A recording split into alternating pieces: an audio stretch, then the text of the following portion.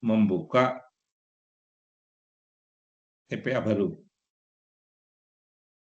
Ini dari Blora dalam angka waktu itu masih 2011 ya. Tentunya kalau sekarang baru. Lihat, next.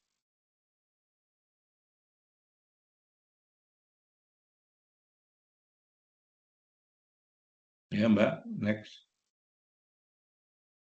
Nah, ada beberapa batasan di penelitian ini.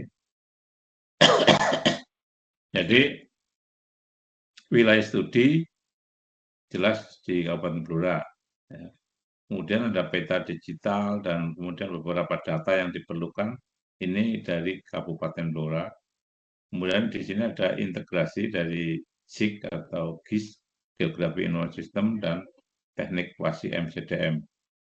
Nah, ini adalah menggabungkan dari model pengambilan keputusan dengan view-nya adalah di GIS atau Geografi. Ya, untuk manfaat saya kira sama ya untuk ilmuwan dan sebagainya. Ya, next.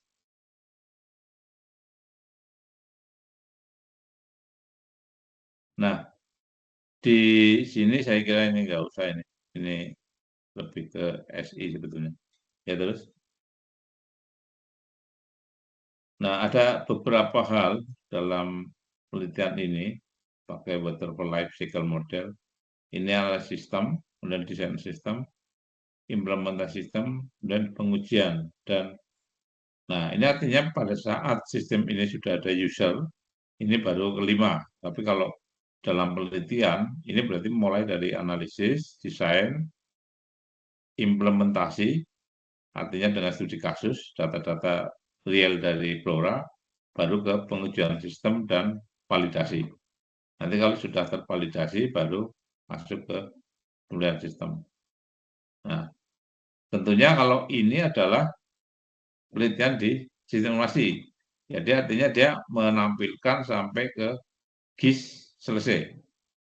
Tapi kalau ini penelitian dalam prodi lingkungan, baik magister maupun S3, tentunya setelah memperoleh peta penentuan tempat sampah harus dikonversi atau dikorelasikan dengan kondisi lingkungan tersebut. Apakah betul atau tidak. Artinya proses perhitungan penentuan sampah dengan model komputer ini, dengan model PASI, ini harus divalidasi dengan daerah terpilih. Memang betul-betul dia memenuhi unsur untuk sebuah tempat pembuangan sampah tidak. Gitu. Ya, next. Nah, di sini ada beberapa parameter ya untuk ini. Pertama adalah harus menentukan batas administrasi. Kemudian pemilik hak atas tanah ini harus jelas. Ya, akan aman ini kalau memang punya Pemda. Ya. Kalau punya, maksudnya bukan punya individu. Kalau individu artinya harus dibebaskan dulu. Kapasitas lahan, kita harus menghitung berapa volume sampah di Kabupaten Blora tiap hari. Nanti akan bisa dihitung kira-kira butuh berapa kubik untuk tiap hari. Kemudian jumlah pemilik tanah, kalau ini tanah individu, dan partisipasi masyarakat. Ini umum, aturan umum. Dan aturan umum ini biasanya dalam perhitungan tidak begitu di ini, karena ini adalah syarat yang harus dipenuhi pada saat awal kita menentukan tempat sampah.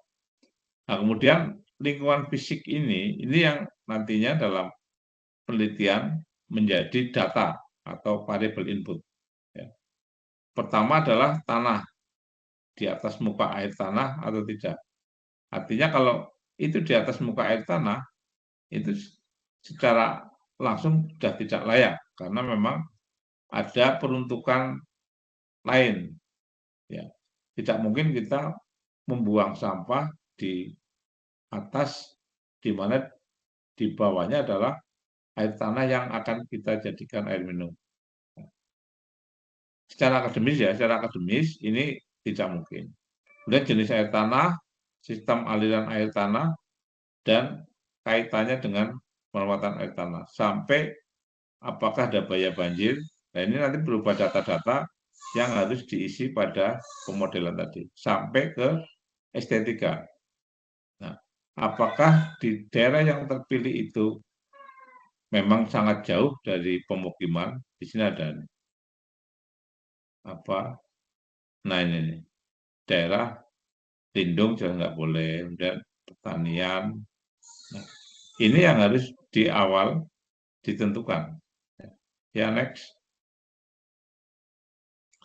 Nah, ini contoh tahapan awal. Jadi kita untuk mengumpulkan data JIS yang tadinya sudah dibatasi oleh batas penelitian, kemudian konversi dari peta raster, ya, ini bisa ini dari Bakos Tunnel atau dari Pemda setempat yang seragam, dan menggunakan raster perhitungan peta tadi dengan ArcView. Ini bebas ya, untuk ArcView bisa ArcGIS dan sebagainya banyak.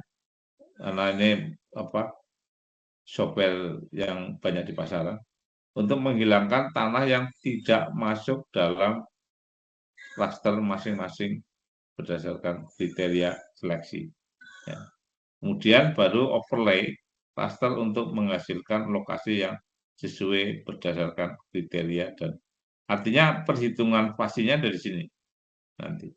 Apakah tanah itu memenuhi aturan-aturan tertentu yang memang merupakan aturan dari Bapeda atau Pemda setempat. Ini jadi calon lokasi. Setelah kita menghitung, kita akan memilih calon lokasi yang memang sesuai tahapan itu. Ya, next. Nah, ini adalah bagaimana cara kita untuk menentukan penilaian kriteria TPS sampah dapat berdasarkan kriteria SNI. Ini ada di aturan Perda ya ini. Dan C1 C sampai CN ini adalah variabel atau data yang dimasukkan. Ya. Ini bisa referensi peringkat situs menggunakan nilai pasti, multi kriteria pasti, identifikasi pengembangan situs yang cocok. Dan ini adalah aturan tadi yang ada sekitar 21. Coba next. Ya, ini saya kira di awal kita harus pakai analisis multivariat. Next, berikutnya.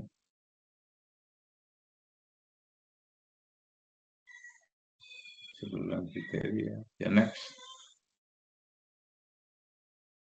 Nah, ini contoh relasi tabel ya. Jadi, kita dari variabel yang digunakan tadi, kemudian kita konversi atau kita alamatkan ke masing-masing ini untuk desain sistemnya. Ya, next.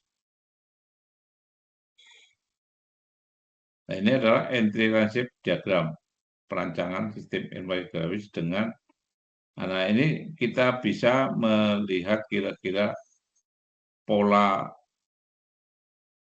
perlakuan ya, perlakuan dari setiap variabel pada setiap titik sampai ke penentuan hasil akhir. Ya, terus. Oke, ini user. Jadi konteks diagramnya ini nanti ada pengguna, yang pengguna di sini tentunya decision maker atau pejabat yang akan, atau kalau pertama dimulai admin BLH mungkin ya, dia akan menghitung sampai ke pengambilan keputusan lokasi mana yang tepat. Nah, di sini adalah data-data yang dipakai untuk penentuan lokasi TPA. Ya, tadi. Oke, terus. Ini untuk masing-masing level ya.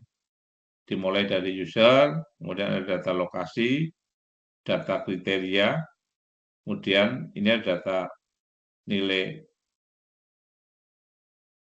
yang dihitung pakai pasti tadi, sampai ke integral pasti ya, ini udah matematik di sini. Sampai di sini mengambil keputusan untuk pemilihan tempat sampah. Ya, terus. Nah, ini adalah hasil pengujian, karena di Blora ada 16 kecamatan, ya, diambil kecamatan. mulai dari Banjarjo sebagai kodenya A1 sampai ke Tunjungan A16. Nah, sementara ada 22 kriteria penentuan TPA dengan dasar SNI. Ini mulai dari C1, tadi ada batas administrasi ya. Tentunya ini bisa ambil data di kabupaten atau kalau di provinsi.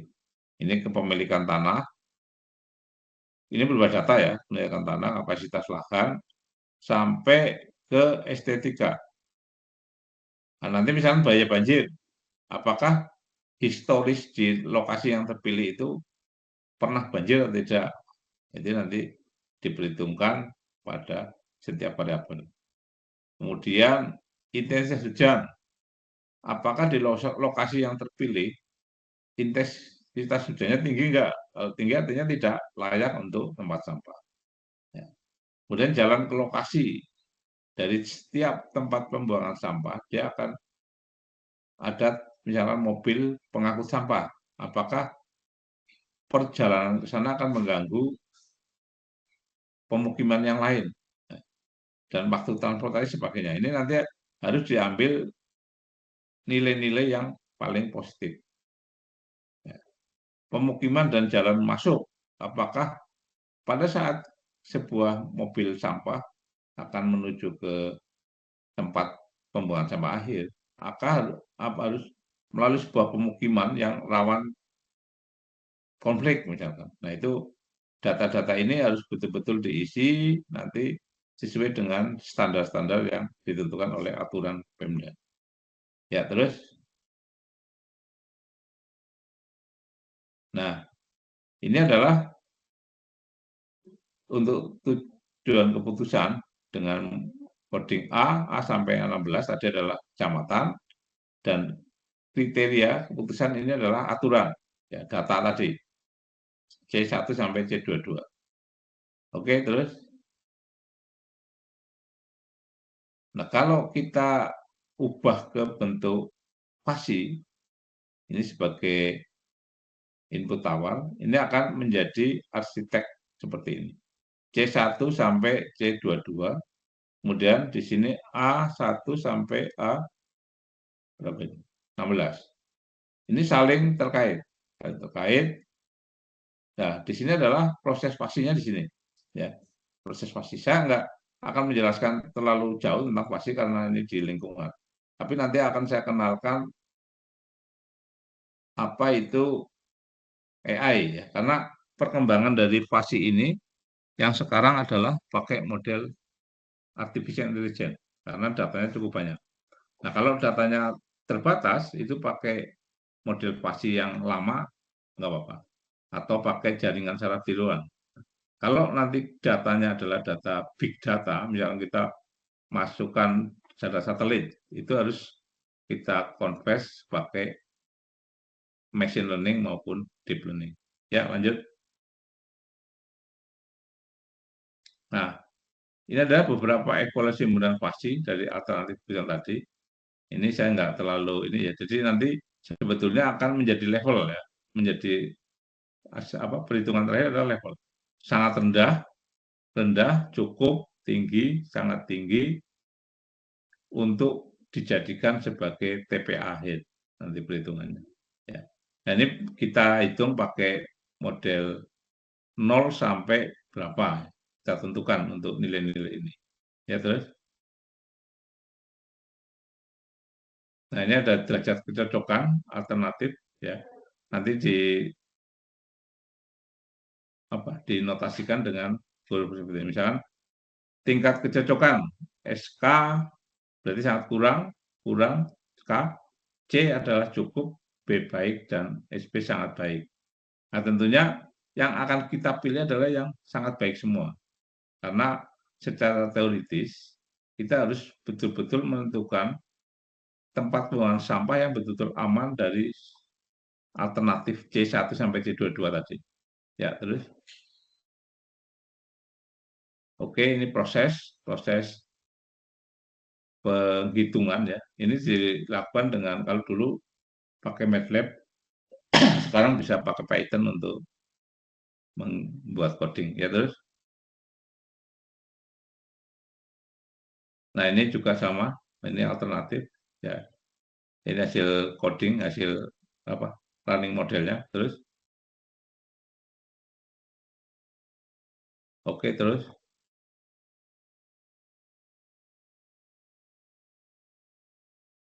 ya terus. Nah, menyelesaikan alternatif yang optimal dengan menjadikan indeks kecocokan pasi pada alternatif kebersamaan yang ada di situ, nanti kita akan mendapat perhitungan derajat keoptimisan atau alfa ya. Terus ya, nah ini adalah indeks kecocokan pasi ya.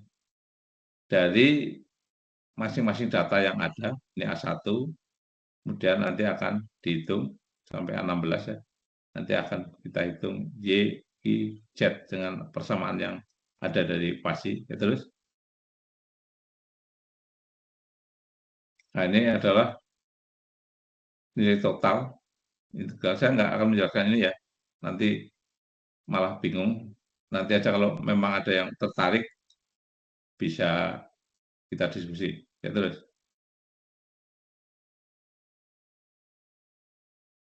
Nah, ini adalah dari tabel 4, terlihat bahwa A10 memiliki nilai total integral terbesar berapapun derajat optimisnya, sehingga lokasi keradenan kecamatan ya terpilih sebagai TPA sampah optimal menurut perhitungan pasi di Kabupaten Blora.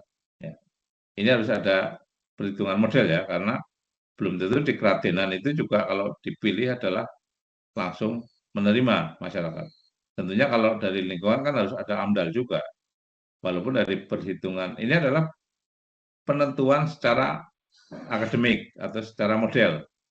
Tentunya pada saat kita menentukan ini, kemudian memilih, pada saat sampai ke proses pembangunan, itu sudah ada proses analisis lingkungan lebih dalam lagi.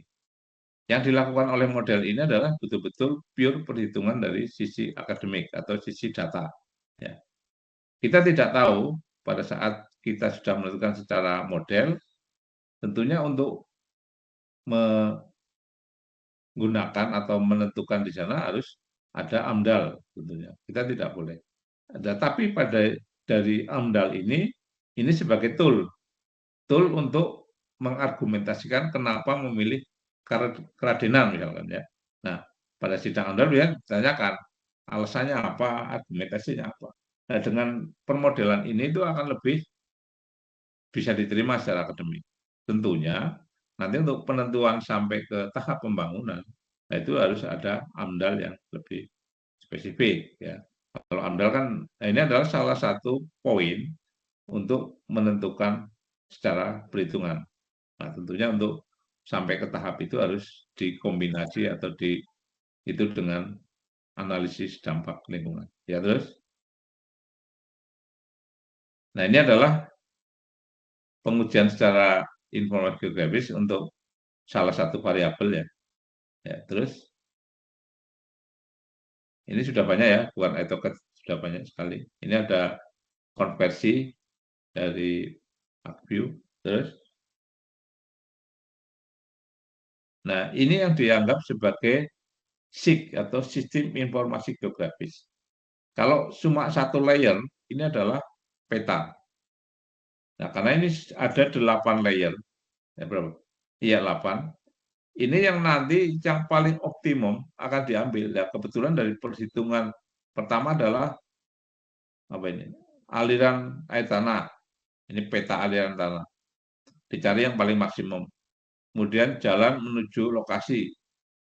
Dicari yang paling pendek. Ya, rutenya transportasi ini. Sampah juga sama.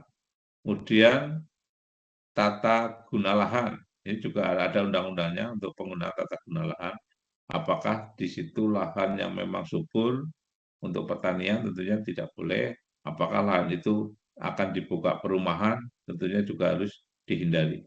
Kemudian apa ini? Intensitas hujan.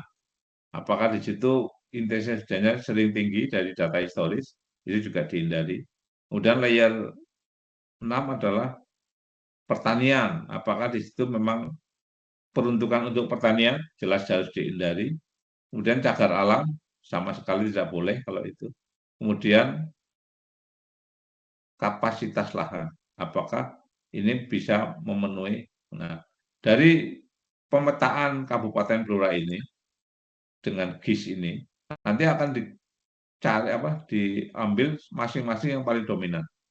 Nah, dari perhitungan tadi akan keluar kecamatan Karadenan. Itu yang ini. Terus, nah ini yang nanti bisa menjadi aplikasi dari model ini. Ya. Nah, ini adalah salah satu gambaran. Ya, masih ada lanjut masih ada. Nah, baik. Ini adalah gambaran dari penggunaan model komputer dipakai untuk penentuan pemilihan lokasi sampah. Nah, di sini memang penelitian ini dari SIG selesai. Ya, sistem organis selesai. Tapi kalau ini bagi mahasiswa magister lingkungan, ya harus diteruskan lanjut tadi dengan aturan-aturan yang ada, kemudian sampai mungkin kalau memang ada AMDAL ya harus diperhitungkan di situ analisa AMDAL dan sebagainya. Sampai betul-betul bisa memperkuat bahwa keradenan memang tepat yang cocok untuk TPA akhir di Kabupaten Blora. Nah, jadi ini adalah salah satu contoh untuk kuliah ini.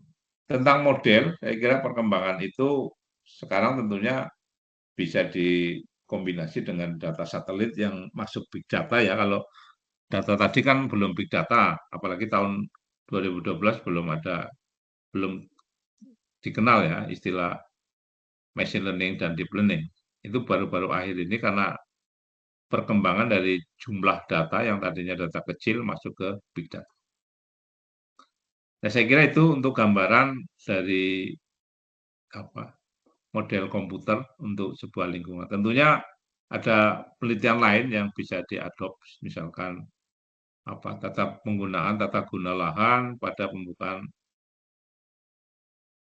pabrik kemas misalkan atau pertambangan. Nah, tentunya rule-nya itu juga harus dari aturan-aturan pembukaan lokasi pertambangan tata guna lahan tadi. Baru kita hitung per ini. Baik, jadi itu yang bisa saya berikan pada kuliah ini. Kalau ada pertanyaan, monggo. Silakan saya. Untuk absen, sudah saya absenkan semua tadi. Ini saya agak kesulitan nggak biasa pakai ini. Pakai apa? Baik, kalau tidak ada pertanyaan, saya kira saya akhiri untuk kuliah hari ini. Kita lanjutkan minggu depan masih kuliah atau tidak ya? Apa sudah lebaran?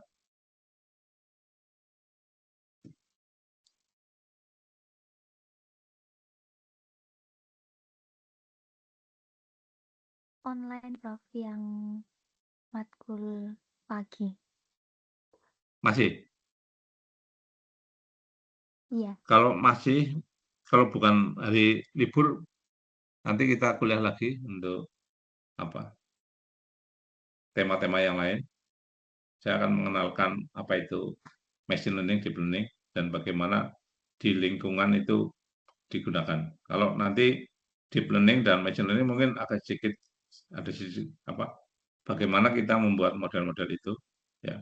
Karena sekarang sudah ada ChatGPT, saya kira tidak terlalu sulit, tinggal kita bagaimana mengetik prompt atau